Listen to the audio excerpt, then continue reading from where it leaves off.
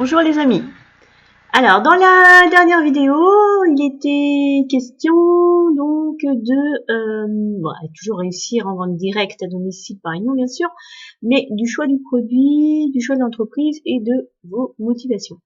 Et là donc j'ai choisi de vous parler à suivre de la réglementation et de la législation de la vente directe.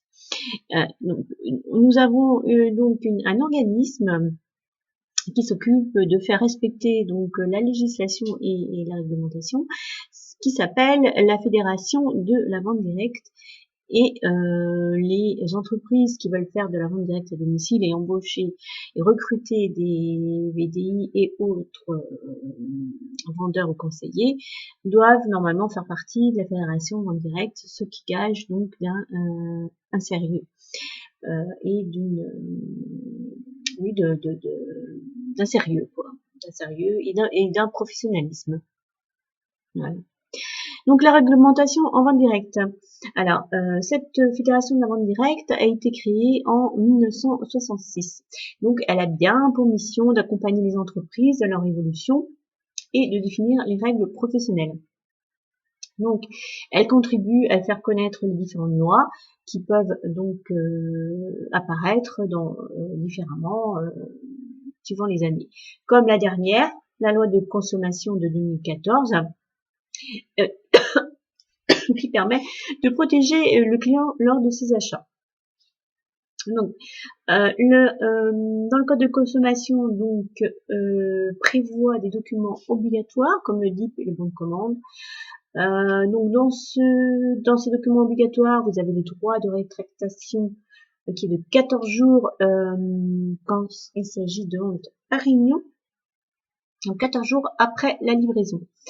Et depuis donc la loi Hamon 2015, il est possible maintenant de prendre le paiement le jour de la commande, ce qui n'était pas le cas avant.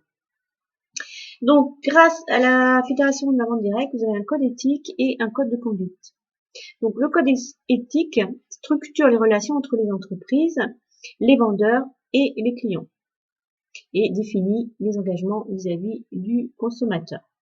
Le code de conduite des entreprises, donc c'est un code de conduite entre les adhérents, entre les vendeurs et à l'égard des vendeurs. Donc là, moi, je l'ai pas détaillé, je n'ai pas détaillé toute la réglementation, toute la législation, tous les codes, déjà parce que ça serait très fastidieux, et premièrement, et deuxièmement parce que ce n'est pas mon domaine. Je suis commercial, je ne suis pas juriste. Donc si vous voulez des renseignements beaucoup plus précis et puis être sûr d'être dans la réglementation, allez sur le site de la Fédération de la vente directe ou demandez à un juriste de vous renseigner. Donc il y a également une instance indépendante qui a été créée en 1995 à la commission paritaire de médiation de la vente directe lorsqu'il y a des litiges donc entre un professionnel et un client. Donc, comme ça, elle assure donc une protection juridique auprès du consommateur. Voilà, donc je vous ai fait un résumé rapide de la réglementation. Donc, comme je vous ai dit, si vous voulez des renseignements ou des explications précises, vous allez sur la fédération de la vente directe. Et là, ce sont des renseignements précis et professionnels. Donc, ensuite, j'avais dit que je parlerai de la réglementation, mais aussi des statuts juridiques du vendeur.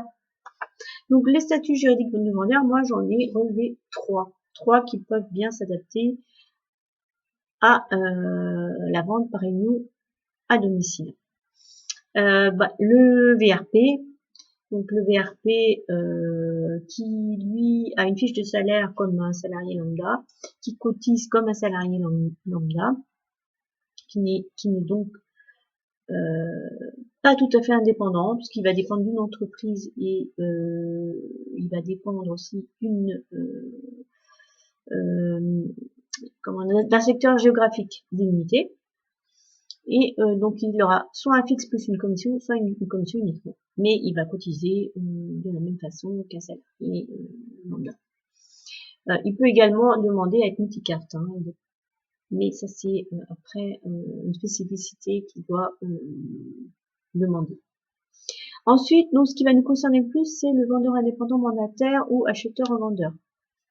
Donc, le vendeur indépendant mandataire va être payé à la commission. Donc, il aura un bulletin de précompte après donc ses ventes. Alors, soit à la livraison, mais plutôt généralement il sera payé quand les règlements seront encaissés. Donc il cotise de façon beaucoup, en fait il cotise beaucoup moins qu'un salarié avec un fixe. Il ne va pas cotiser pour le chômage. Il devra aussi également s'inscrire, se déclarer à l'URSSAF. Voilà.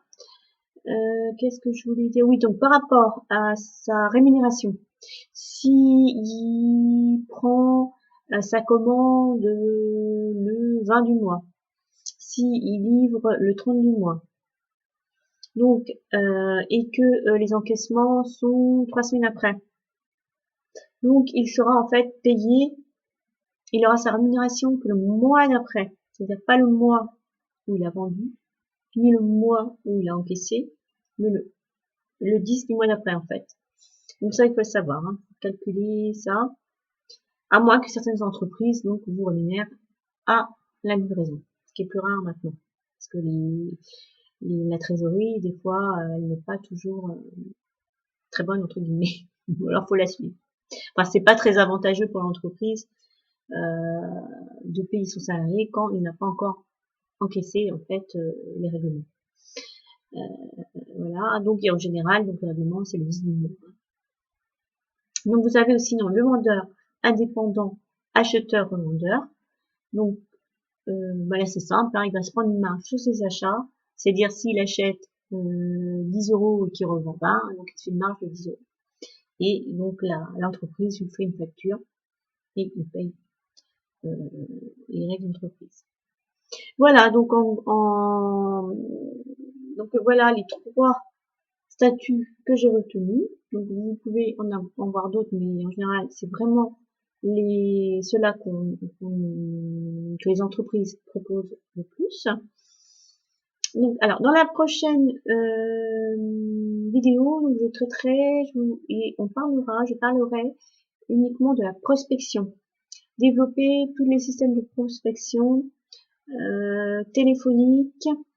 Bon, les réseaux sociaux, ce n'est pas ma spécialité, donc ça je vous en parlerai plutôt succinctement.